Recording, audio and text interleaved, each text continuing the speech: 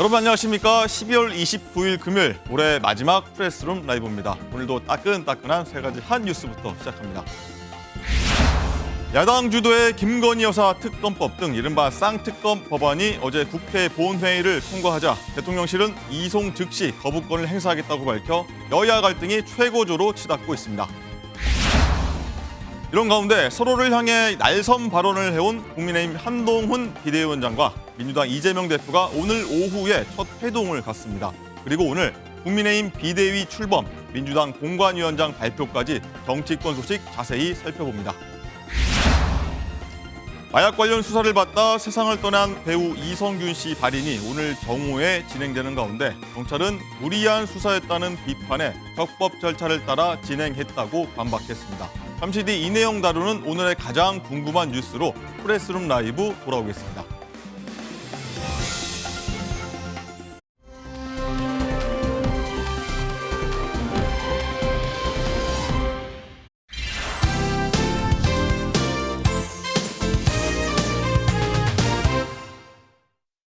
네, 프레스룸 라이브는 유튜브로도 시청할 수 있으니까요. 댓글로 좋은 의견 많이 주시면요. 저희가 함께 얘기 나눠보도록 하겠습니다. 자, 오늘의 궁금증 해결사 분들이십니다. 박상희 교수님, 그리고 임주혜 변호사님, 그리고 장가희 기자 나오셨습니다. 어서 오십시오. 안녕하세요. 안녕하십니까. 자, 안타까운 소식이죠. 배우 이성균 씨 소식부터 한번 오늘도 짚어보도록 하겠는데요.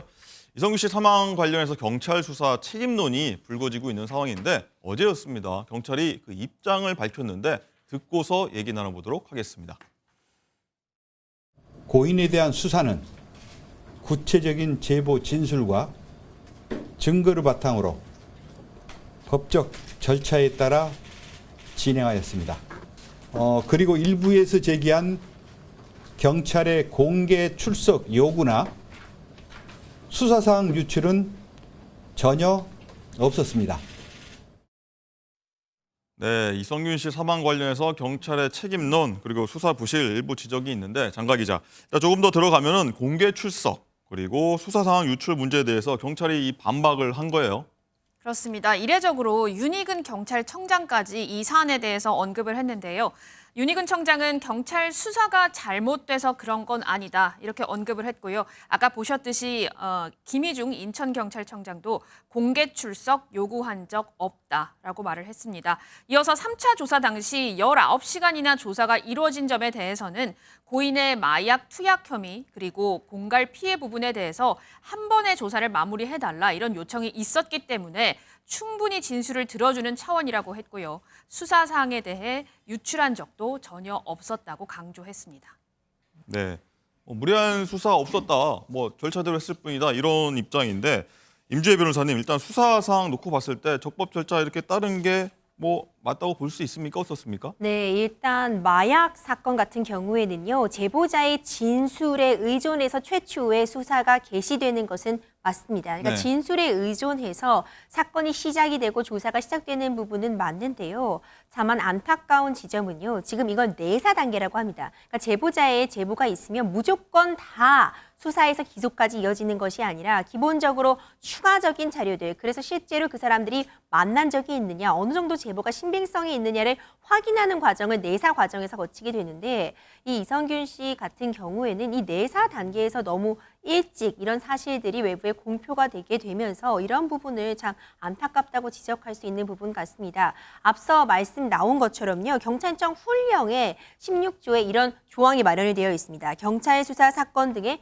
공보에 관한 규칙에 따르면요. 수사 과정이나 출석 과정에서 사진 촬영이나 녹화를 좀 금지하고 있고 네. 예외적으로 허용이 되는 경우에는 어떤 피해자를 보호하고 그 외에 안전 등을 좀 보호해야 하는 그런 의무를 규정하고 있는데 이번 사건 같은 경우에 과연 이런 준칙, 이 규칙이 지켜졌느냐 이런 부분에 대해서 앞서 말한 것처럼 보완할 부분이 있다면 보완하겠다고 밝혔잖아요. 네. 그러니까 어떤 미비점이 없었냐는 반드시 좀 짚고 넘어갈 필요 있을 것 같습니다. 네, 정치인은 비공개로 하고 연예인들은 공개로 이렇게 포토라인 세워서 망신 주기 이런 일각의 지적도 있긴 한데 어쨌든 변호사님, 네. 일단 이성균 씨 측이 3차 출석 때 크리스마스 이브였나요? 네, 그때 그렇죠. 출석 때는 외부 노출을 좀 원하지 않는다라고 했는데 경찰 측이 이제 요청을 거절했어요. 그 문제 이유에 대해서 취재진의 안전 문제였다. 이런 지적을 반박 입장을 냈었는데 어떻게 보면 또 궁색한 변명이다 이런 지적도 나오긴 해요. 네, 이렇게 조사를 받으러 들어가는 모습 누구나 공개되고 싶지는 않잖아요. 하지만 이제 유명인인 경우, 특히 국민들의 알 권리가 있는 경우 같은 경우에 많은 취재진이 몰리기도 하고요. 그런 경우에 사진 촬영이나 그 앞에서 입장 표명 등이 있는 경우도 있습니다. 다만 좀 안타까운 지점은 이미 3차례 조사가 진행이 되었습니다. 1차 조사 같은 경우에는 사실상 이 사건의 시작점이었고 워낙 많은 눈이 쏠려 있기 때문에 공개적인 이런 절차가 불가피하였다고는 해도 2차 조사, 3차 조사 같은 경우에는 특히 3차 조사에서는 좀 지하 주차장으로 이동하겠다는 의견을 이제 이성규 씨 측에서 변호인을 통해 밝혔던 것 비공개로 같은데 가겠다. 그렇죠. 근데 지하 주차장 같은 곳을 통해서 입장을 하더라도 사실 지금 워낙 많은 눈과 귀가 쏠려 있다 보니까 이 역시도 취재진 언론들에게 공개될 수밖에 없을 것이고 오히려 좁은 통로 같은 곳을 이용하게 되면은 뭐 취재진들의 안전 문제가 우려되는 지점이 있었다 이런 입장을 밝혔는데 사실 이런 부분이 엄격하게 딱 법으로 정해졌다기보다는 그때그때 상황에 맞게 운영이 되는 측면이 있잖아요. 네. 그렇다면 그 상황에서 어쨌든 조사를 받는 사람도 어떤 국민들의 알 권리도 헌법에 있어서 보장된 기본권이라 할 수 있지만 서로 양보해 가면서 맞춰가는 그 과정이 그 법익을 비교 형량하는 과정이 필요한데 이번 사안 같은 경우 정말 안타까운 사건으로 마무리가 되었기 때문에 이런 점 꼭 공개가 되었어야 됐는가, 어디까지 공개가 되었어야 하는가, 우리는 어디까지 알아야만 하는가에 대해서는 좀 깊이 모두 성찰해 볼 필요가 있을 것 같습니다. 네, 돌아보면 취재 활동보다 개인의 뭐 신변 보호가 더 중요하지 않았나 이런 생각도 들긴 합니다. 자, 이런 가운데서요. 이성균 씨에게서 5천만 원을 뜯어낸 여성이 있었는데 20대 여성입니다. 어제 체포돼서 모습을 드러냈는데 그 화면 한번 보고 오겠습니다. 이성균 씨 공갈 협박한 혐의 인정하세요? 마약 투약 혐의 알리려고 협박하셨나요? 5천만 원 받으셨나요? 이승민 씨에게 하실 말씀 있으신가요? 왜 고소하셨어요? 이성균 씨에게 할 말 없으세요? 지금 화면에 잘 보셨는지 모르겠는데 이 20대 여성이 아이를 이렇게 품 안에 안고 네. 출석을 하고 있거든요. 네. 이 검은색 이 패딩에다가 일단 이렇게 보니까 아이가 방패냐, 뭐 동정심 유발하는 거냐 이런 얘기 나오는데 변호사님 이거 어떻게 보셨습니까? 저도 참 이 화면이 오버랩되면서 씁쓸한 지점이요. 이성균 씨는 얼굴 다 공개하고 나서서 조사받으러 들어갔잖아요. 예. 하지만 이 여성의 경우에는 어쨌든 협박을 한 가해자로 지금 지목이 되어 있는 상태인데 본인도 지금 검은색 후드 모자로 꽁꽁 본인을 감싸고 있었고요. 참 황당하다고 표현해야 될까요? 지금 아이를 안고 출석을 네, 했습니다. 화면을 잘 보시면 가운데에 있어요. 네, 아이도 지금 꽁꽁 옷에 싸매져서 아이의 얼굴이 공개되거나 하진 않았지만 저는 그 엄마 품에 안겨서 발만 보이는 그 모습, 이 아이는 무슨 죄인가 이런 생각이 그러니까요. 들기도 했어요. 아동학대라는 이야기까지 나오고 있는 게요. 아동복지법에 보면은 아동의 정신 건강 및 발달에 해를 끼치는 행위를 금하고 있거든요. 지금 이 수많은 취재진 앞에서 그리고 엄마가 지금 조사를 받으러 가는 이 과정을 반드시 아이와 동행을 했어야 했는가, 아이를 이 조사받는 과정에서 맡길 곳이 정말 없었던 것인가, 그럼 조사도 사실 제대로 진행되기가 어렵잖아요. 이 과정에서 아이는 누가 봐줄 것이며 이 긴 시간을 아이는 어떻게 지내겠어요. 그러니까 이런 맞습니다. 점 지금 사실 일부 네티즌들 사이에서도 동정심 유발하기 위한 거 아니냐, 왜 굳이 아이를 데리고 온 것이냐 이런 얘기가 나오는데요.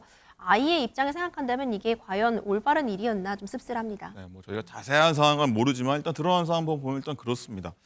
박상희 교수님, 일단 한 보도를 보면요, 이 여성이 근데 또 다른 뭐 사기 혐의에 뭐 연루됐다, 혐의가 있다 이러더라고요. 네, 그렇습니다. 그러니까 오늘도 아까 보면 그 영상에서 너무나 아이를 사랑하는 것 같지만 사실 저 아이 너무 안타까운 것이 뱃속에 있을 때부터 이미 사기에 엄마에게 이용당했습니다. 네. 이 뱃속에 있을 때부터 다수의 남자, 최소 5명의 남자에게 내가 임신을 했다. 그래서 중절 수술을 받아야 된다. 혹은 아이를 잘 낳으려면 병원 치료를 받아야 된다는 명목으로 1인당 적게는 수백만 원에서 수천만 원까지 수억 원을 당신이 뜯었어요. 아빠예요, 친아빠예요 이렇게 그렇죠. 얘기하면서요? 네, 아. 당신이 아빠입니다. 그러니까 사기를 친 거죠. 그러니까 이성균 씨 5천만 원 협박 외에도 지금 사기 범죄가 더 있는 겁니다.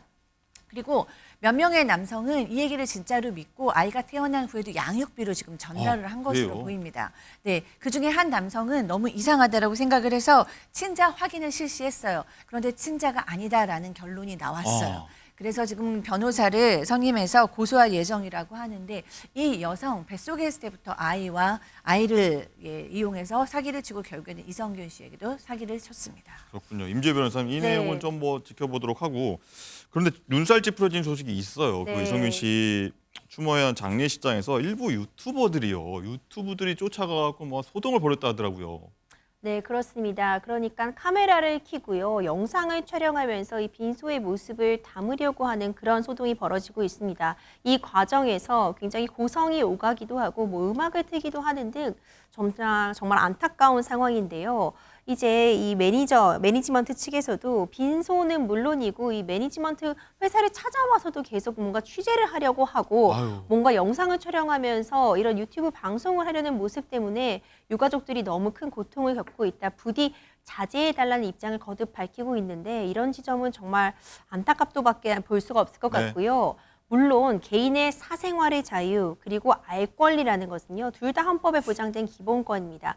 하지만 이거는 언제나 서로 제한이 가능하거든요. 그럴 때 법이 형량을 하게 되는데 지금 이 과정에서는 사실 누가 봐도 고인의 사생활 보호 그리고 유족들의 어떤 안정이 훨씬 더 우위에 있다고밖에 볼 네. 수가 없기 때문에 정말 강력하게 자제할 것을 좀 촉구드리고 싶고요. 지금 우리가 할 것은 진심 어린 마음으로의 추모가 아닌가 이런 생각을 하게 합니다. 알겠습니다. 오늘 정오에 이성균 씨 발인이 진행된다고 하는데 거기서는 그러면 안 되겠습니다. 고인의 명복을 빌면서요. 다음 소식 넘어가도록 하겠습니다.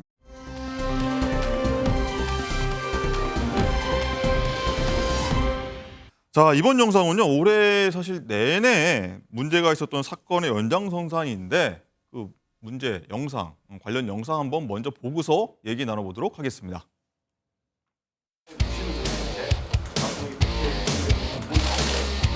그런 걸 한번 보여드리고 싶어서.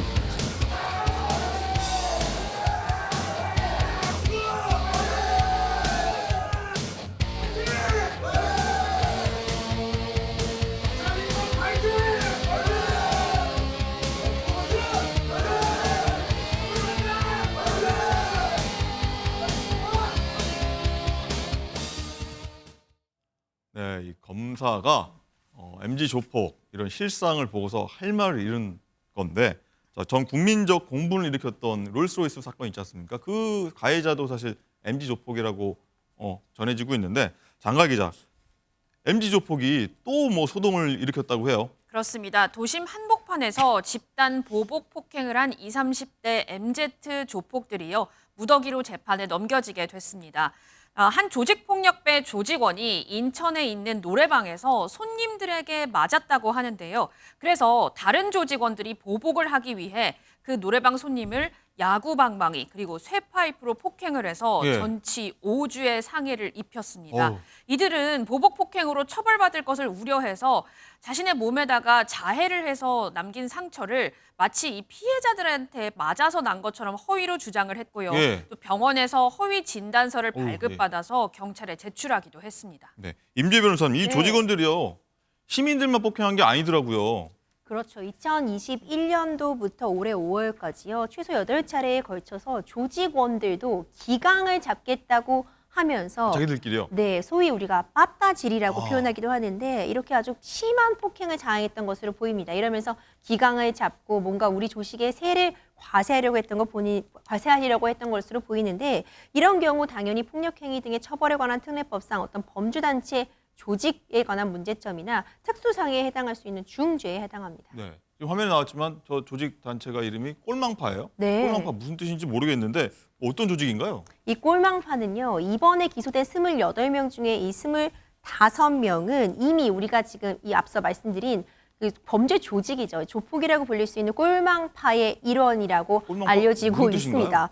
글쎄요. 저도 이 꼴망파는 원래 신포동 19파라고 불리는 인천을 거점으로 하고 있는 건데 정말 황당한 지점이 일단 1987년도에 결성이 되어 있다가요. 2010년도에는 크게 또 세력이 약화되었다가요. 예. 최근에 우리 소위 말하는 MZ세대 조폭들이 대거 신규 이제 들어오게 되면서 세력이 굉장히 확산이 되었다고 합니다. 2020년도 이후에 1995년에서 2006년 출생자라고 하니까 굉장히 어린 나이잖아요. 신규 조직원들 23명 정도가 대거 새로 유입이 되게 되면서 네. 각종 보이스피싱이나 뭐 코인 리딩방, 대출, 폭력 범죄 등에 연루되면서 세력을 굉장히 키우고 있다고 하는데 지금 정말 일망타진될 필요성 커 보입니다. 네, 박상희 교수님 일단은 유튜브나 SNS 통해서 뭐 조폭 영상들 이제 올라오면서 청소년들한테 좀 악영향을 좀 끼치는 것 같긴 한데 네. 왜 이렇게 이 단체로 나쁜 짓들 하는지 모르겠어요. 네, 지금 MZ 조폭에 걱정스러운 거는 청소년 수도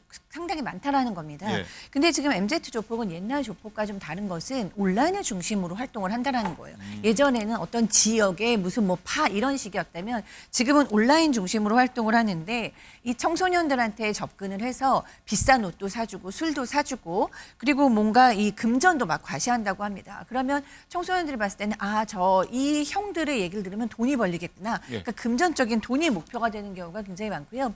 또 하나는 조폭 유튜브라고 해서 뭔가 범죄를 미화하고 그런 어떤 범죄의 무용담을 막 재밌게 얘기하는 겁니다. 그러면은 어린 친구들이 봤을 때는 아, 저 형들하고 있으면 뭔가 힘이 생기는구나. 약간 돈이 생기는구나. 힘도 생기는구나. 예. 뭔가 세 보일 것 같고 뭔가 든든할 것 같고 이런 생각이 들어서 조폭을 이제 시작하게 되는 위험이 있습니다. 실제로 지금 인천뿐만 아니라 지금 부산에서도 비슷한 일이 일어났어요. 전국이네요. 네, 전국구로 지금 이렇게 MZ 조폭이 지금 활세를 띠고 있는데요. 이 사람들 뭐 리딩밤 사기도 치고요. 대포 통장도 유통을 하고요. 그리고 피해자는 감금을 하고요. 또 시민도 괴롭히고요. 굉장히 지금 MZ 세대의 네. 그 조폭들이 지금 위험한 활동을 넓혀가고 있습니다. 나쁜 짓에는 사실 뭐 동서고금 옛날 지금이 없는 것 같아요. 좀 뿌리 뽑아야 될 것 같은데.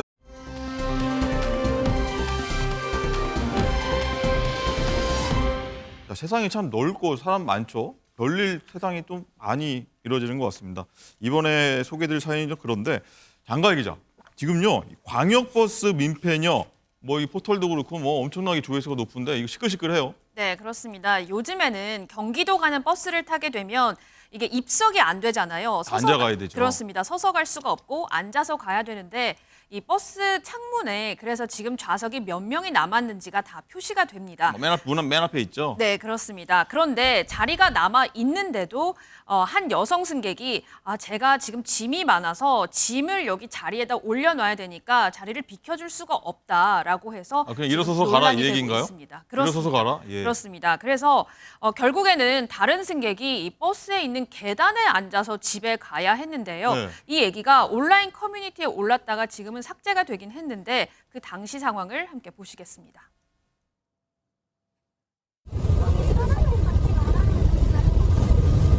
사람 앉는 자리에 왜 짐을 내려놔요? 얼른 드세요. 물건이 무거운데. 물건 내려놔요. 사람 의자는 사람 앉으라고 있는 거예요. 아니 자리가 없으면 사람을 더 태워놔야죠. 안 푹하세요. 그리고 위에다 올렸어요. 제 물건이니까 만지고. 아니 그리고 버스 안에 사람들이 저한테 물건을 세워달라는 거예요. 제가 물건이 많아서 버스 옆에 앉는 물건을 올려놓고 있는데 물건을 세워달라는 거예요. 아 지금 지금 차 엄청 막혀요. 여기서 이러고 있을 시간이 아니라고. 소설 밀어주는 거야? 네. 아가씨 때문에 다 피해를 입고 있잖아요. 네, 이 민폐 승객 뭐 뻔뻔하다고 해야 될까 모르겠는데 여기 박상희 교수님 일단은 이 민폐 여성, 네. 민폐 승객 이 경찰에 신고하겠다니 오히려 으름장을 막 났는데 뭐 네. 적반하장이에요. 그렇습니다. 이 사연을 접한 누리꾼들 그러려면은 2명의 표를 샀어야지 입석이 무슨 뜻인지 모르는 것 같다. 정말 뻔뻔하다. 뭐 이렇게 얘기를 하고 있는데요. 저는 지금 이 여성이 본인이 잘못했다는 사실을 지금 조금도 파악하지 못하고 있는 네. 것 같아요. 내 짐을 내 옆에 자리에 놔도 되고 그렇다면 사람이 앉을 수 없는 거고 내 짐을 내려놓은 사람들이 무례하고 만약 내 짐을 만질 경우에 난 경찰에 신고하겠다라는 지금 마음이거든요. 기본적으로 상식이 지금 통하지 않는 대화고 무엇이 옳고 무엇이 그른지를 지금 전혀 모르는 거예요. 왜냐하면 지금 관광버스 같은 경우에는 입석이 불가능하기 때문에 사실은 이렇게 자리가 하나 있으면 자리가 잔여 좌석이라는 표시가 표시가 뜹니다. 네. 자녀 좌석이라는 표시가 떠서 그 자리를 버스를 탔는데 좌석이 없는 거예요. 그러면 이분은 서서 가든지 앉아서 가야 되고 지금 굉장히 위험해요. 서서 사고가 가다가 나면 사고나면 막 큰일 둥글 납니다. 수도 예. 있어요. 그런데도 이 여성, 이 좌석은 내 짐을 위한 좌석이고 나에게 뭐라고 하는 사람들이 경찰에까지 신고할 수도 있다라는 생각을 하고 있는 것 같아서 안타깝습니다. 안타깝다. 임재 변호사님. 네. 일단 그래서 짐은 의자에 있고 사람은 계단에 앉아서 갔다고 그래요. 네. 이거 사실 법적으로 어떤 처벌 근거가 없을까요? 정말 황당한 상황이죠. 앞서 교수님께서도 지금 상식이 통하지 않는 상황이다 이렇게 말씀해 예. 주셨잖아요. 법에는 당연히 이런 상식에 대한 내용까지 일일이 규정을 할 수가 없습니다. 아. 그렇기 때문에 뭔가 법이 있다면 사람이 타면은 내가 자리가 남아 있어서 내 짐을 옆자리에 옮겨놨더라도 사람이 들어오면 그 짐을 치워줘야 된다. 그렇지 않으면 벌금에 처한다. 이런 내용까지 법에 담아둘 수는 없는 거잖아요. 아. 이거는 상식이죠. 예절이라고 표현하기에도 좀 애매한 것 같습니다. 이것까지 법까지 다 세세하게 다룰 수 없다. 그렇습니다. 그렇기 때문에 결국 이번 사건 같은 경우에도 결국 이제 버스 운전자분이 기사님께서 중재를 하면서 어떻게 해결을 하려고 하고 시민들끼리 지금 막 서로 얘기를 하면서 뭔가 중재를 해보려고 네. 했잖아요. 이런 상황 너무 안타깝고 왜 입석이 금지되어 있겠습니까? 안전 때문인데 다른 사람들의 승객의 안전을 나 몰라라 하는 이런 행태 정말 좀 문제점이 있지 않나 싶네요. 그렇군요. 참 뭐 상식을 찾아야겠습니다. 요새 정치도 보면 원칙과 상식이라는 말도 나오는데 일반 시민들도 원칙과 상식 지켜야겠습니다.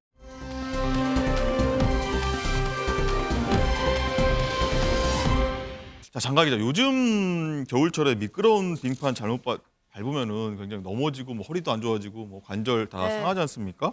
근데 누군가 이런 빙판 일부러 만들어서 사람들을 다치게 했던 사건이 있다고 하더라고요. 그렇습니다. 며칠 전에 한 온라인 커뮤니티에 글이 올라왔는데요. 이 작성자의 아내 A씨는 지난주 토요일 아침 출근을 하다가 빙판길에서 넘어져서 발목을 접질리고 타박상을 입었다고 합니다. 처음에는 미끄러운 빙판길에서 아내가 부주의하게 걷다가 넘어졌겠거니 이렇게 생각을 했는데 경찰이 CCTV를 확인해 보니까 20대 2명이 이 길에다가 물을 뿌렸습니다. 그러니까 아스팔트에 물을 뿌려서 이 빙판을 일부러 만든 거죠. 네. 자, 황당합니다. 왜 빙판을 만들었을까요, 박상희 교수님? 네, 정말 어이가 없습니다. 틱톡과 유튜브 몰래 촬영을 몰카 때문이었다고 합니다. 아, 유튜브용으로 찍었다고요? 네, 유튜브를 아. 그러니까 이렇게 물을 뿌려놓고 구석에 어디다가 카메라를 설치해놓고 사람들이 넘어지거나 자빠지면 그걸 재밌어 한다고 이제 그 영상을 올리려고 했다라는 거예요. 근데 그래서 정말로 넘어진 겁니다. 시민 6명이 다쳤어요. 6명. 그중에 한 분이 오늘 이 주인공이시고요. 넘어졌는데 그때 가서는 또 뭐라고 얘기했냐면 장난이었다. 정말 넘어질 줄 몰랐다라고 얘기를 이게 하는 장난인가요? 거예요. 이거는 장난이 아니고요. 그다음에 진짜 넘어질 줄 몰랐다니요. 진짜 넘어지라고 뿌려놓고 이제 와서 그러니까요. 왜 이중 메시지를 전달하는지 알 수가 없습니다. 그러면서 혹시 또 사고가 날까 봐 중간에 뜨거운 물을 뿌렸는데 녹지 않았다라고 얘기하면서 사과도 하지 않았다고 합니다. 그래서 이 아내와 오늘 제보자께서 고소장을 내고 왔다라고 하면서 너무나 괘씸하다라고 밝히셨습니다. 저희가 앞에서 사실 뭐 이성균 씨 장례식장에서 유튜버들 문제였다는 소식 전해드렸는데 또 비슷한 일이 벌어진 것 같은데 임주혜 변호사님, 네. 박상희 교수님 일단은 뭐 피해자들 어떻게 많이 다쳤다나요? 어떻다나요? 네, 지금 타박상을 입고 기부스를 하고 지금 회사도 못 가고 며칠 동안 외출을 하지 않았다고 얘기하는데요. 또 얼마나 놀랐겠어요. 갑자기 겨울철에 추워서 가는데 생각지도 못하게 미끄러져 다리가 접질리면 너무 그 정신적으로 심적으로도 놀라고 무섭지 않습니까? 네. 그리고 사실 이분은 타박상을 입었지만 이런 경우에 뇌출혈이 일어난다던가 또 이제 어르신들 가면 고관절이 부러진다던가 이러면 도대체 어떻게 할 겁니까? 어린아이들 같은 경우에도 크게 다칠 수 있고요. 이분들 장난이었다라고 얘기하기는 좀 따끔하게 혼날 필요가 있다라는 생각이 듭니다. 임재 변호사님 네. 정말 이게 피해자들 입장에서는 날벼락 같은 일인데 또 다치기도 하고 아프기도 하고 했을 텐데 민폐 끼치는 이 유튜버 사례 이거 지금 한두 개가 아닌 것 같아요. 네, 좀 자극적인 콘텐츠를 통해서요. 조회수가 올라가게 되면은 그게 결국 수익으로 이어지는 구조다 보니까요. 과열되고 있는 측면이 있는데 반드시 바로잡을 필요가 있어 보입니다. 이런 일들이요 처음이 아니었어요. 2020년도 생각해보면 코로나19 한참 극심했을 네. 때잖아요. 자가 격리다 뭐다 굉장히 모든 국민들이 공포감에 떨고 있을 시점인데 부산의 한 지하철에서 본인들이 코로나에 걸렸다고 하면서 다른 승객들에게 공포감을 조성하고 이를 촬영해 담았던 유튜버가 있었습니다. 어떤 경찰의 조사가 시작된 이후에도 이런 내용을 다시 또 영상으로 다시 제작해서 올리면서 오히려 이걸 장난처럼 받아들이는 일이 있었는데 결국 징역 10개월에 집행유예 2년 선고받았거든요. 네. 결국 이렇게 처벌을 받았던 적이 있고 심지어 미국에서는요. 쇼핑몰에서 시민 대상으로 황당한 일을 하면서 그 반응을 찍는 몰카를 촬영하던 일부 유튜버들이 이거에 화난 시민이 쏜 총에 맞아서 총상을 총이 입기도 맞았어요. 했습니다. 그러니까 이게 지금 어제 오늘의 문제가 아닌데 자극적인 콘텐츠 제작을 위해서 이렇게 시민들에게 이런 불편을 끼치는 행위는 절대 해서는 안 되겠죠. 네, 뭐 남의 불행, 나의 행복 뭐 이것도 아니고요. 일단 이런 사람 지금 같은 오늘 같은 사례 처벌 어느 정도까지 가능할까요? 이게 지금 빙판길이 겨울에 넘어지면 얼마나 위험합니까? 그럼요. 뭐 대퇴부 골절, 팔목 골절 이런 거 당하게 되면은요. 특히 나이가 많은 고령자라면 그 자체로 생명에 지장을 끼칠 수도 있는 그렇죠. 엄청난 일이거든요.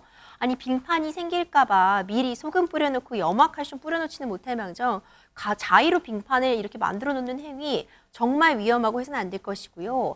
만약 이 부분에 대해서 어떤 고의성이 인정이 된다면 사실 상해죄로도 처벌이 가능할 것 같은데 그렇다면은 7년 이하의 징역, 10년 이하의 자격정지, 1,000만 원 이하의 벌금을 처해질 수도 있는 그런 형이거든요. 절대 이런 행동은 해서는 안 되겠습니다. 네, 자기 편하자고 남한테 불편 끼치면 절대 안 되겠습니다.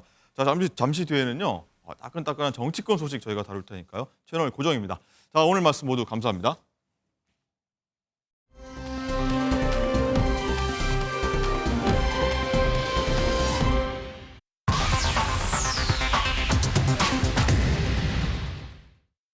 프레스룸 라이브픽의 박진아입니다. 설레는 연말 콘서트 생각에 두근대던 가슴이 공포의 벌렁거림으로 바뀌어버리는 사고가 어제 저녁 일어났습니다. 내일로 예정된 가수 송가인 씨의 전국 투어 광주 무대 설치를 하던 중 철제 기둥이 무너져 작업자 4명이 다친 건데요. 다행히 모두 생명엔 지장이 없다고 합니다. 당장 내일이면 수많은 사람들이 함께 했을 이곳에서의 사고라니 가슴이 철렁한데요. 게다가 이런 콘서트 구조물 사고는 처음이 아니죠. 무대 설치 시 그리고 공연이 시작된 뒤에도 무대 장치로 인해 공연자들까지 위험천만한 상황에 노출되는 일들이 이어져 왔는데요. 수많은 이들의 안전이 달린 만큼 이런 사고가 다신 발생하지 않도록 깊은 주의가 필요하겠습니다. 고래에게 수족관은 감옥입니다. 제주 바다로 돌아간 남방 큰 돌고래들을 언젠가 꼭 보러 갈 겁니다. 드라마 이상한 변호사 우영우 속 주인공의 대사인데요. 주인공 영우가 제주 바다에서 행복하길 바랐던 이 남방 큰 돌고래가 위기해처한 모습으로 포착돼 안타까움을 주고 있습니다. 뭔가에 꼬리를 물린 듯 검은 물체를 매달고 다니는 고래의 모습. 이는 폐그물이었는데요. 인간이 버린 해양 쓰레기 때문에 고통받는 모습이었습니다. 현재 제주도는 남방 큰 돌고래 보호를 위한 특별법 개정을 추진 중인데요. 영우의 바람대로 이들이 제주 바다에서 안전하게 살 수 있는 생태계가 마련됐으면 좋겠습니다. 우리나라에선 밥도둑으로 불리는 꽃게가 이탈리아에선 급격한 개체수 증가로 처치곤란이라는 소식이 있었죠. 이에 우리나라 사람들은 버릴 거면 우리에게 달라며 수입을 환영했었는데요. 이 바람대로 이탈리아 꽃게가 우리나라 밥상에 오를 수 있게 됐습니다. 정식으로 국내에 수입된 이탈리아 꽃게는 조만간 검사가 마무리되는 대로 유통이 된다는데요. 국내산 꽃게보다 저렴하게 판매될 예정이라는 이 수입산 꽃게의 유통 소식 반갑지 않을 수 없습니다. 누리꾼들은 연초엔 간장게장을 배 터지게 먹을 수 있겠다며 웃음을 짓고 있다네요. 지금까지 라이브픽이었습니다.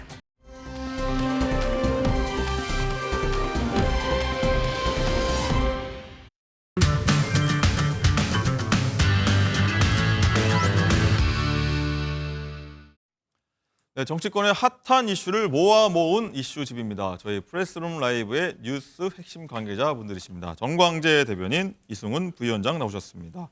어서 오십시오. 안녕하세요. 안녕하십니까. 자, 장가 기자. 오늘 국민의힘 한동훈 비대위가 공식 출범합니다. 어제 비대위원 인선 공개했는데 이 내용을 보니까 확 젊어지고 정치인도 한 명밖에 없네요. 네, 그렇습니다. 우선 나이부터 얘기를 해보자면 제일 어린 위원이 02년생 21살입니다. 오. 그리고 의사인 박은식 위원이 84년생 39세 등으로 많이 젊어졌습니다. 지난 3.8 전당대회로 꾸려졌던 김기현 전 대표 때는 이 최고위의 평균 나이가 53.6세였는데요. 지금과 비교하면 10살 가까이 어려졌습니다. 자, 여기에 당연직인 원내대표와 정책위 의장을 빼게 된다면 국회의원은 김혜지 의원 1명뿐입니다. 당초 한동훈 위원장은 비대위를 비정치인 위주로 꾸릴 것이다. 이런 기조를 밝혀왔죠. 목소리 들어보시겠습니다. 정치인 위주로 할 거라면 제가 이 자리에 여기 나와 있는 게 이상한 일이죠.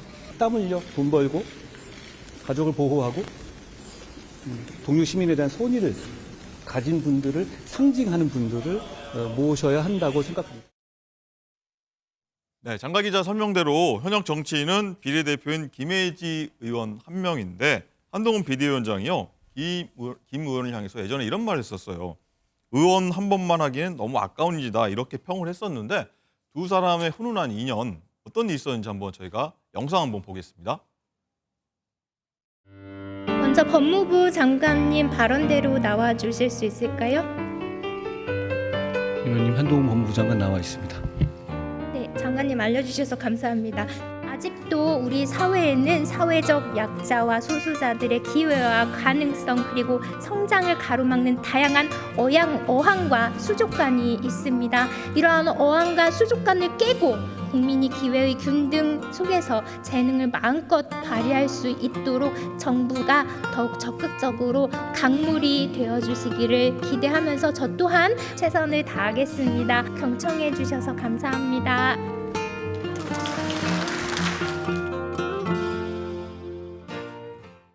네, 대정부 질문 저 장면을 두고요. 이제 시각장애인 김혜지 의원의 어떤 얘기를 두고서 여야 의원들이 이제 기립박수 쳤던 그런 기억도 나는데 정광재 대변인 일단 네. 이번 인선 그 김혜지 의원 발탁 그리고 이번 인선까지 한번 분석 좀 해주시죠.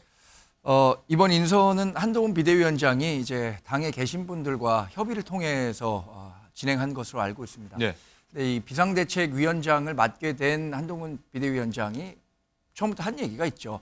지금은 비상한 시국이기 때문에 비상한 마음을 가지고 나라와 동료 시민을 위해 헌신할 수 있는 사람을 모으겠다라고 얘기했는데 네. 그동안 우리 국민의힘이 좀 약세라고 지적받았던 지역 있잖아요. 이른바 수도권 또 청년 계층 또 여성 계층이 이 국민의힘 지지세가 좀 낮은 대표적인 계층이었는데 예. 이 부분들을 굉장히 신경을 많이 썼다는 생각이 듭니다. 그리고 연령도 보면 7, 8, 9라고 해서 70년대, 80년대, 90년대생들을 중심으로 구성할 것이라는 예측이 비슷하게 적용이 된 것 같고요. 젊어졌습니다. 또 중수청이라고 해서 중도층 수도권 청년들을 공략할 수 있는 비대위원 구성이 돼야 된다라고 많이들 평가를 해주셨는데 그런 여론도 수렴한 결과 이번 비대위원이 구성됐다고 보고요. 무엇보다 지난번보다 이제 물리적 나이가 한 10살 정도 낮아졌다고 네. 하잖아요. 물리적 나이는 뭐 사실 중요한 게 아니라고 한 비대위원장도 얘기했습니다. 그러나 물리적 나이가 사실 우리의 정신세계를 좌우하는 경우가 많이 있죠. 젊은 계층을 많이 포용했다는 점에서 의미가 있다고 봅니다. 근데 비정치인 비율이 높아서 뭐 우려도 있고 거기에 대한 기대도 있고 그렇더라고요. 어떻게 보십니까? 뭐 포함된 두 분의 당연직 의원들이 계시잖아요. 네. 정책위원장도 있고 그래서 그 기존에 있던 정치문법과는 완전히 다른 새로운 정치를 선보이겠다는 의도로 평가해 주시면 좋을 것 같고요. 그렇다고 기존에 있었던 뭐 여의도에서 잘하던 것들까지 우리가 다 폐기하겠다는 그런 뜻은 아닙니다. 네, 그렇군요. 이승훈 부위원장님, 일단 면면을 보면 일부 인사들은 이제 민주당 저격수라 불리는 인물들이 있어요. 그래서 전면 배치했다 이렇게 민주당 쪽에서 보시더라고요. 저는 한동훈 장관이나 또 국민의힘이 좀 이상한 것 같아요. 이상하다? 아니 이제까지 야당 저격하고 야당 대표 저격만 하다가 지금 국민의힘의 지지율이 많이 떨어진 거잖아요. 그러면 뭐가 지금 국민의힘의 문제일까? 이걸 생각해야 되는데 지금 문제는 경제 아닌가요? 경제가 무능해서 지금 국민들의 민생이 굉장히 어려워졌다. 이런 시기이기 때문에 경제 전문가들이 좀 배치가 돼야 되는데 뭐 경제 전문가들은 없고 야당과 야당 대표 비난한 주로 포진이 됐어요. 그럼 이분들이 지금 무슨 윤석열 정부가 지금 해야 될 것이 뭔지를 잘 모르고 있는 것 같다라는 말씀을 드리고요. 두 번째는 국민의힘에 어른이 없어요, 어른이. 예전에는 국민의힘에서 뭐 대통령이 잘못한다거나 젊은 정치인들이 잘못하면 어른들이 또 중심을 잡아줬거든요. 근데 지금 비대위원 한동훈 위원장부터 해서 어른이 없기 때문에 용산에 누가 말할 수 있겠어요. 그냥 비대위원들 저기 그냥 조각품으로 갖다 뒀고 용산에서 직할하는 체제로 갈 것 같다 이런 말씀 드리고요. 네. 한동훈 장관이 자신의 모습을 보여주기에는 지금 쉽지는 않아 보인다 이런 말씀드립니다. 네. 네, 정광재 대변인. 근데 어른이 없다라는 말씀과 이번 비상대책위원회가 왜 구성됐는지에 대한 건 약간 좀 상충이 되는 것 같아요. 우리가 갖고 있는 이 일반 유권자와 국민이 갖고 있는 정치 불신과 정치 혁신에 대한 목소리가 그만큼 컸기 때문에 그동안 오랫동안 정치권에서 활동했던 분보다는 정치권에 대해서 통렬한 비판을 했던 분들의 의견을 우선 수렴하는 게 더 중요하다고 생각했기 때문에 이런 비대위원 구성으로 이어졌다고 평가하셔야지 기존에 있었던 정치인들의 얘기를 들으려고 했던 건 아니라는 측면을 알겠습니다. 말씀드립니다. 예. 네. 그리고 비대위원 한번 볼게요. 뭐 긍정적인 부분도 있고 뭐 부정적인 부분도 지적도 나오는데 장가 기자, 일단 민경우 내정자 같은 경우에는요. 과거 발언이 좀 논란이 되고 있어요. 네, 그렇습니다. 민경우 내정자가 지난 10월 한 유튜브에 나와서 이렇게 발언했습니다. 노인들이 너무 오래 산다. 빨리빨리 돌아가셔야 이런 말을 했는데요. 하지만 방송에서 곧바로 또 죄송하다 이렇게 사과는 했습니다. 서울대 인문대 학생회장 출신 그리고 86 운동권 출신인데 이후에 보수 전향을 했던 민경우 내정자는 새로운 세대가 올라와서 이 30, 40대가 386 세대에 대해서 밀어내고 비판할 수 있어야 된다. 이런 취지로 말한 거다라면서 발언 취지를 설명하기도 했습니다. 네. 이승훈 부위원장님, 일단은 비대위원 발표 뒤에 다시 한번 이 부분에 대해서 민경우 내정자가 사과를 했는데 어떻게 들으셨습니까? 제가 저 유튜브 방송 봤을 때 저는 굉장히 심각하게 봤어요. 너무 직설적으로 최대 비극이 노인들이 오래 사는 것이다. 이건 정말 아무리 생각해봐도 이해하기 어려운 발언이고요. 저는 민경우 비대위원이 사퇴를 하는 것이 맞다라고 생각되고요. 과거에 김은경 혁신위에 대해서도 그렇게 노인 폄하 발언을 했다고 비난하지 않았습니까? 그런 측면에서 사퇴하는 것이 맞다. 그리고 더 중요한 것은 노인들이 인구가 너무 많아지고 그래서 그런 의사를 표현하면 안 된다는 취지예요. 정치적 의사 표현이. 그래서 미래 세대가 더 나와야 된다는 것이니까 결국에는 노인들을 폄훼하는 것이고 어떻게 보면 폭력 같은 발언이기 때문에 저는 굉장히 잘못됐다 이런 생각이 들고 또 젊어졌냐가 중요한 것이 아니라 당의 비전을 보여줘야 되는 것인데 비전은 없고 젊은 사람들로만 채웠다. 그래서 지금 이번에 국민의힘의 비대위가 굉장히 문제점을 내포하고 있다 이런 말씀입니다. 네, 말씀하신 대로 민주당 김은경 혁신위 때 뭐 노인 비하 발언 나와서 대한 노인의 반발 굉장히 거셌고 뭐 어떤 이벤트도 벌어졌었는데 그 장면 저희가 보고 얘기 계속 나눠보도록 하겠습니다.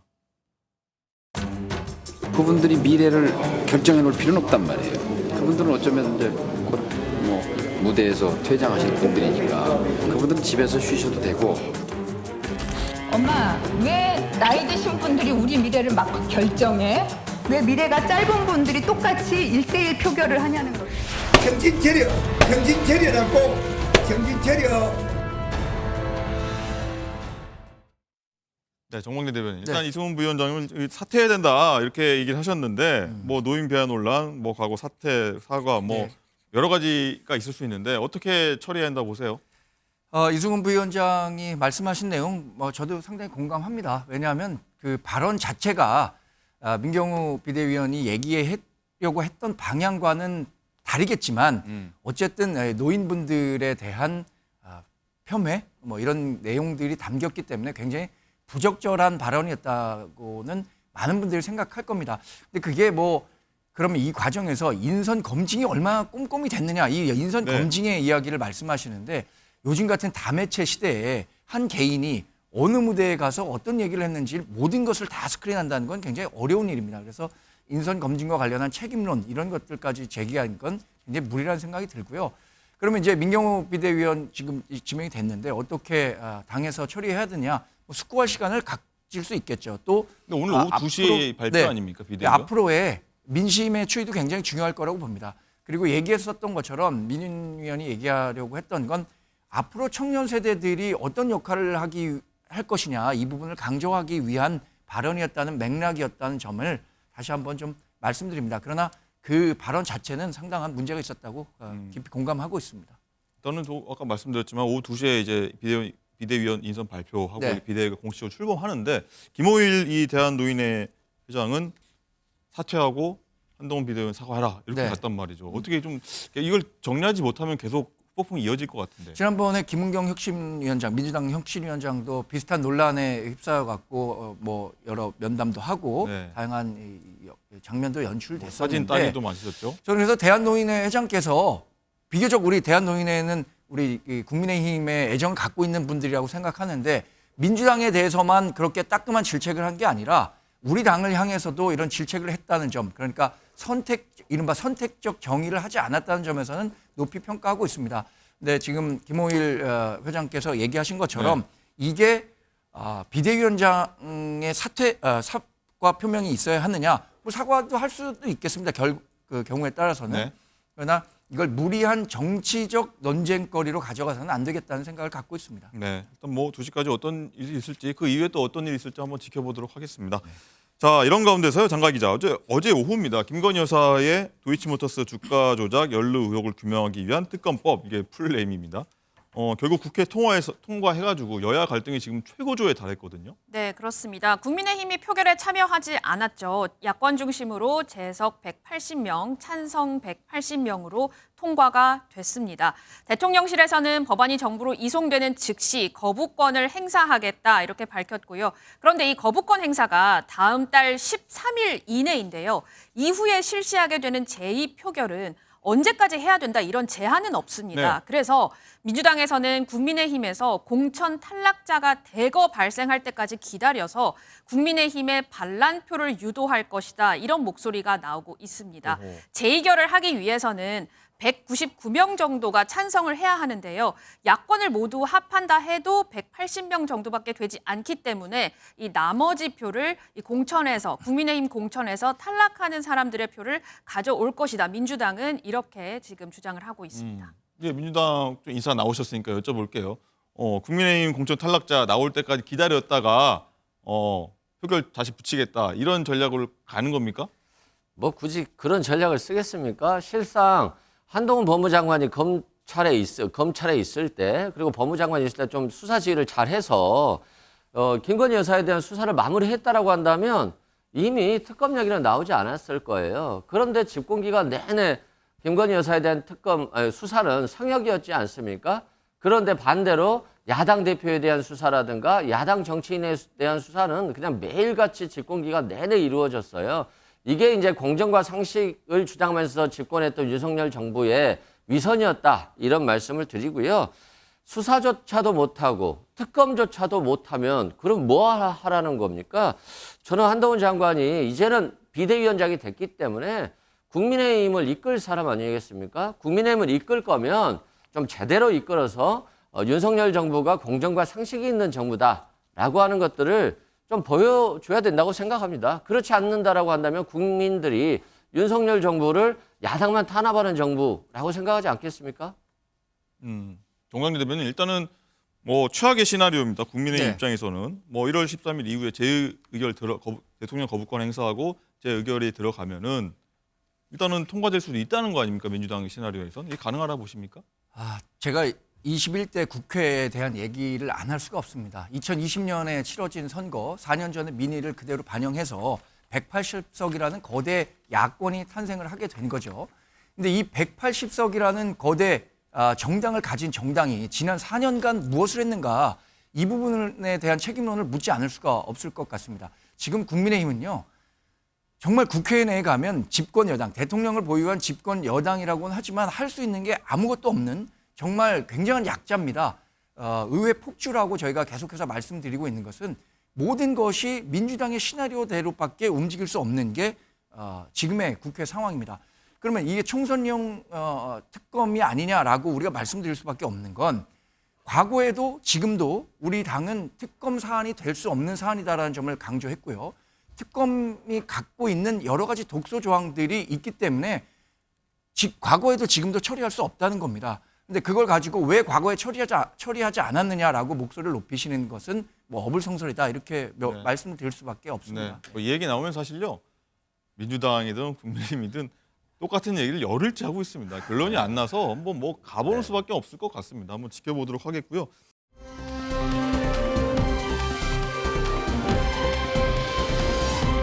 장가희 기자, 그리고요, 이렇게 여야가 정말 극한으로 치닫고 있는 상황에서 오늘 오후 4시입니다. 국민의힘 한동훈 비대위원장과 민주당 이재명 대표가 뭐라고 할까요? 드디어 만납니다. 어떤 모습이 연출될지 되게 궁금해지거든요. 네, 우선 앞서서 오전 9시 30분에 한동훈 위원장이 김진표 국회의장을 먼저 만났습니다. 네. 김진표 의장이 한동훈 위원장의 말 중에서 동료 시민과 함께라는 말이 가장 가슴에 와 닿았다 이렇게 언급을 했고요. 또 이런 재미있는 얘기도 했습니다. 용모도 스마트하고 머리도 스마트하고 말씀도 스마트하시니 잘 하시리라 믿는다 이렇게 언급을 했습니다. 예. 오늘 오후 4시에는 이재명 대표를 한동훈 위원장이 만나게 되는데요.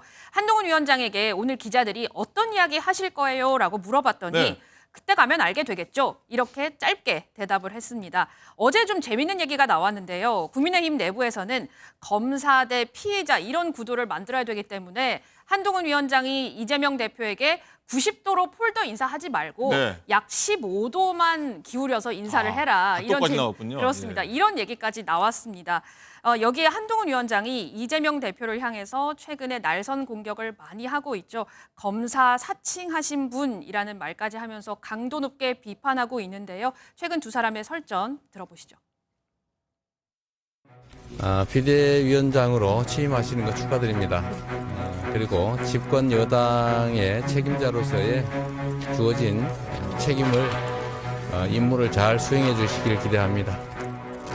이재명 대표의 민주당이 운동권 특권 세력과 개딸 전체주의 세력과 결탁해서 자기가 살기 위해서 나라 망치는 것 막아야 합니다. 국정에 책임을 진 것은 야당이 아니라 여당입니다. 정권을 견제하는 것은 그리고 감시하는 것은 야당의 몫입니다. 여당이 야당을 견제하고 야당을 감시하는 것이 아닙니다. 민주당은 검사를 그렇게 싫어하면서 왜 검사도 아니고 검사 사칭한 분을 절대존엄으로 모시는 건지 저는 묻고 싶습니다. 네, 이렇게 설전을 벌여온 두 사람인데 정광규 대변인, 네. 15도만 인사를 해야 될까요? 아니면은 할까요? 아니면은 뭐 예의 갖춰서 90도로 할까요? 어떨까요? 웃으면서 인사할까요? 이번에 이 민주당 당대표를 예방하는 자리는 국민의힘 당대표 자격과 민주당 당대표 자격으로 만나는 겁니다. 그러니까 최대한 공적인 마인드를 갖고 응해야겠죠. 뭐 15도 인사만 해야 된다 이런 것에 저는 동의하지 않습니다. 과거에 혹시 기억하실지 모르겠습니다. 김장수 국방장관이 김정일 국방위원장을 만났을 때 악수하는 과정에서 허리 굽히지 않고 해서 꽃꽃 장수다 이런 그렇죠. 평가를 받기도 했었는데 그것은 이제 주적의 개념이니까 그렇고 민주당 당대표는 사실 국민의힘 당대표 자격으로 본다면 우리나라 정치를 논의할 협치의 대상입니다. 그러니까 개인적인 마인드나 이런 것들을 넘어서서 당대표의 자격으로 최대한 정중하게 이재명 당대표와 대화하고 인사하는 게 네. 저는 좋은 자세고 바람직한 자세라고 생각합니다. 민주당도 궁금합니다. 이승훈 부위원장께 거꾸로 여쭤볼게요. 그럼 이재명 대표는 15도로 인사할까요? 뭐 90도로 할까요? 아니면 꼿꼿하게 인사할까요? 웃으면서 얘기할까요? 웃으면서 꼿꼿하게 할 것 같은데요. 꼿꼿하게 합니까? 네. 왜냐하면 이 검사와 피해자라는 관계 이거 자체로 설정하려고 하는 것 자체가 참 잘못됐어요. 여당이 야당인 걸로 착각하는 것 같아요. 국민을 책임지고 정부를 책임지는 게 여당인데 야당 대표와 싸우고 야당 대표를 범죄자로 몰아가는 거 이걸 가지고 총선 전략으로 가져가려는 하는 것 자체가 굉장히 잘못됐다 이런 말씀 드리고요. 한동훈 장관에게 말씀드리면 여의도 문법만 탈피하지 말고 특수부 검사의 문법도 좀 탈피하라. 상대가 수사의 대상이 아니고 경제를 그리고 국가를 민생을 함께 나아가야 될 협치의 대상이다. 이런 상황 생각을 좀 가시고 존중을 해야 된다. 그리고 지금 국민들이 굉장히 어려워하시기 때문에 약자와의 동행, 서민과의 동행을 하셔야지 권력과의 동행을 하려고 한다면 국민의힘이나 한동훈 비대위원장에게는 좀 위기가 충분히 찾아올 수 있다라고 말씀드리고요. 결국에는 민생이다. 그리고 경제 전문가를 좀 모셔서 국민들이 잘 갈 수 있도록 좀 해야 된다 이런 말씀드립니다. 네, 뭐 두 분 말씀 종합하면은 이재명 대표는 90도, 한동훈 비대위원장은 90도, 꼿꼿하게 90도 이런 연출될 것 같은데 좀 지켜보도록 하겠습니다. 자, 그리고요. 어제는 사실 이재명 대표하고 정세균 전 국무총리가 만났는데 정세균 전 총리가요. 절벽에서 손을 놓는다는 뜻의 현의 살수를 언급했다고 하는데 정광재 대변인. 네. 요거는 또 상대방 입장에서 봤을 때 어떻게 보셨어요? 그러니까 지금 민주당이 과거의 민주당과 다르다는 평가를 많이 받고 있습니다. 그러니까 우리가 기존에 알고 있었던 김대중 전 대통령과 노무현 전 대통령이 몸담았던 민주당이냐라는 부분에 대해서 민주당 전통적으로 지지했던 분들도 그런 생각들 많이 하고 계실 겁니다. 그런 측면에서 굉장히 그 사당화됐다는 비판을 많이 받고 있는데 이런 비판에서 자유로워지려면 우리 한동훈 비대위원장이 얘기했던 것처럼 삶인 성인의 자세로 이재명 당대표도 응해야 하는 게 아닌가라는 측면에서 정세균 전 총리가 이재명 당대표에게 그런 얘기를 한 것 같아요. 자신을 버릴 줄 알아야 사직생의 자세로 이번 선거에 임해야 민주당도 이재명 당대표도 살 수 있다는 충정 어린 말씀을 한 것이라고 생각이 드는데 네. 이재명 당대표가 이런 그 충정 어린 말씀을 어떻게 받아들였는지 약간 고깝게 받아들였는지 아니면 정말 나를 위한 발언이라고 생각하고 있는지 그거는 이재명 당대표만이 알 수 있겠죠.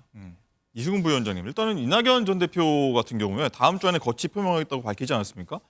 이재명 대표하고 어떤 갈등 구조, 당내 갈등이 계속 고조되고 있어요. 비대위 아니면 탈당, 이런 민주당에서 일어날 수 있는 일 아니겠습니까? 어떻습니까? 그렇습니다만 지금은 이재명 당대표를 중심으로 집중해야 될 때라고 생각돼요. 단결해야 될 때고요.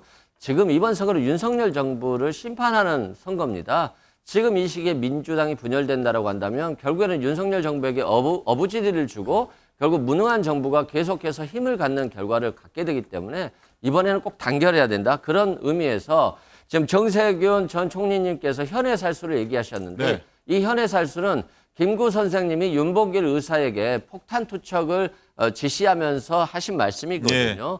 자신이 낭떠러지에 떨어지는 각오를 가지고 민족의 독립을 위해서 희생하라 이런 것인데 지금 이재명 대표는 김구 선생님의 위치에 있는 거예요. 민주당 당 대표이기 때문에 민주당을 살려야 되는 것인데 지금 책임 없이 만약에 물러나 버리면 굉장히 혼란에 빠집니다. 지금 비대위를 어떻게 구성하고 지금 이낙연 전 대표가 분당한다고 하는데 이 상황을 누가 정리할 겁니까? 그래서 이재명 대표로의 단결해야 되고 그리고 이재명 대표는 끝까지 이낙연 전 대표가 됐든 정세균 전 국무총리가 됐든 함께 가자라고 하는 메시지를 내야 되고요. 그것이 곧 국민들이 원하는 길이라고 생각됩니다. 네, 알겠습니다.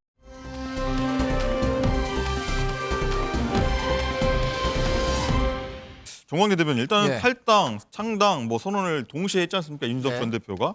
오늘 오전에는요. 천하용인 중에 한 명입니다. 이 천하람 전남 순천갑 당협위원장이 탈당 발표를 하면서 같은 개혁신당이죠. 여기 창당준비위원장을 맡는다고 했어요. 이렇게 되면 천하인 모두 탈당한 뒤 개혁신당으로 가게 되는 분위기예요.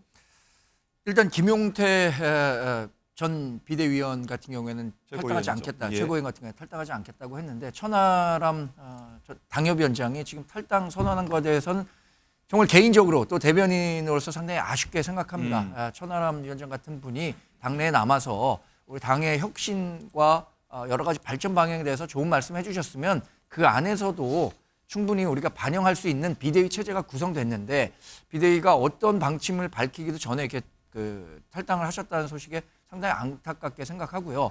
그러나 이준석 전 대표가 나가서 지금 만드는 개혁신당이 성공할 것인가와 이 천하람 위원장이 탈당한 것인가는 별개의 문제라고 생각합니다. 이준석 전 대표가 생각하는 개혁신당이 과연 어떤 정치적 비전과 정책으로 우리 국민들을 설득할 수 있을 것인가. 지금 내놓는 것은 반윤의 메시지밖에 없거든요. 이렇기 때문에 자기는 탈당한다라고 하는데 종합해보면 윤석열 정부가 잘못하기 때문에 그러니까 자기가 어떤 정책을 하겠다는 말은 없이 반윤의 기치만 내고 있는데 이런 것으로는 수권 정당이나 다수 정당으로 발돋움하기 어렵다 이렇게 보고 있습니다. 천하용인의 R을 맡는 허은하 의원 같은 경우에는 다음 주 이제 거치 표명한다고 하는데 이렇게 순차적으로 발표하면서 어떤 다른 효과를 좀 국민의힘 쪽에서 효과를 뺏어오는 거 아니냐 이런 시각도 있을 것 같은 정광재 대변인 여기서 어떻게 생각하십니까? 지금 그 개혁신당에 대한 관심, 국민적 관심도 그렇고요. 언론이 갖고 있는 관심도 처음에 이준석 전 대표가 얘기했었던 신당 시나리오를 얘기했을 때와는 많이 다른 것 같아요. 지금은 그런 관심 자체가 굉장히 줄었고 신당의 성공 가능성도 낮아졌다고 저는 판단하고 있습니다. 그렇군요. 자, 오늘 그래서 저희가 하나 좀 마지막으로 준비한 게 있는데요. 오늘 2023년 저희가 마지막 방송인데 그래서 정치권에 참 많은 일이 올해 있었지 않습니까? 그래서 저희가 한번 정리 개념으로 한번 이 두 분께 올해 가장 뜨거웠던 정치권 핫 이슈 뭔지 한번 미리 써달라고 했는데 한번 공개해 보시죠. 네. 볼까요, 한번? 예. 먼저 정광재 대변인 한번 제가 이번 먼저 키워드 말씀드릴까요? 설명 좀 해주실까요? 비상대책위원회 저희 국민의힘이 꾸렸잖아요. 예.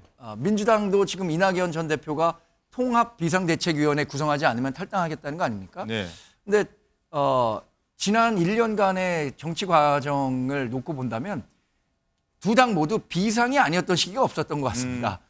김은경 전 혁신위원장 민주당의 혁신을 이끌겠다고 했지만 얼마 못 가서 낙마했었고 우리 인요한 혁신위원장도 조기 종료하는 결과가 있었는데 그만큼 우리 정치가 지금 비상인 상황이다라는 측면에서 이 비상대책위원회라는 키워드를 적어봤습니다. 네, 참 많은 위원회가 있었습니다. 양 당이요. 이승훈 부위원장도 어떻게 영장 기각이라고 쓰셨나요? 네, 저는 이재명 대표에 대한 영장 기각을 통해서 우리 민주당도 그리고 우리 국민들도 많이 바뀌었다라고 생각을 해요. 한동훈 장관이 그렇게 법무장관이 있으면서 야당 수사에만 올인하고 야당 대표에 대한 수사만 올인했었는데 결국에는 영장이 기각됐고 그 수사에 잘못된 점들이 충분히 많이 밝혀졌거든요. 네. 그걸 통해서 국민들이 윤석열 정부는 매일같이 압수수색만 하는 정부구나. 네. 특수부 검사 출신의 정부구나. 그리고 검찰 독재로 나아가고 있구나. 이런 얘기들을 너무나 깊이 느꼈을 것 같아요. 그래서 이제는 윤석열 정부가 검찰 정부가 아닌 정부, 그리고 민생과 협치하는 정부, 그리고 국민을 생각하는 정부로 좀 거듭나서 우리 경제를 좀 살려야 될 것 같습니다. 물론 윤석열 정부가 하지 않는다라고 한다면 민주당이 그 부족한 부분을 국회 다수당이기 때문에 채워야 되겠습니다만 결국에는 국민을 위한 길이라면 여야가 협치해서 민생으로 나가야 된다. 이런 말씀드립니다. 알겠습니다. 마지막으로요. 저 짧게 한번 돌발 질문 한번 드려보겠습니다. 새해에는요. 이런 키워드가 핵심이 될 것이다. 희망의 키워드 하나씩 한번 말씀해 보실 수 있을까요? 저는 86세대의 정원을 말씀드리고 아하, 싶습니다. 예, 안동훈 짧게. 비대위원장이 얘기한 것처럼 이제 우리 정치도 인물 교체, 세대 교체가 확실히 이루어져야 된다고 생각합니다. 알겠습니다. 이승훈 부위원장 말씀하시죠. 저는 처음부터 끝까지 민생이라고 생각합니다. 민생. 지금 길거리에 나가보면 정말 국민들 IMF 때보다 더 힘들다고 합니다. 결국에는 모든 것들이 민생을 위해서 뛰어야 되는데 정부, 여당, 야당 할 것 없이 민생으로 가야 됩니다. 그 생각을 정치인들이 갖지 않는다라고 한다면 결국에는 국민에게 매일같이 비난만 받은 정치권이 될 것입니다. 알겠습니다. 86청산 민생 어떤 것들이 한번 제대로 될지 한번 지켜보도록 하겠습니다. 자, 오늘 말씀 여기까지 듣겠고요. 자, 송구영신입니다. 묵은해 보내시고요. 저희는 2024년 푸른 용의 해인 갑진년 새해에 다시 찾아뵙겠습니다. 새해 복 많이 받으시기 바랍니다. 고맙습니다.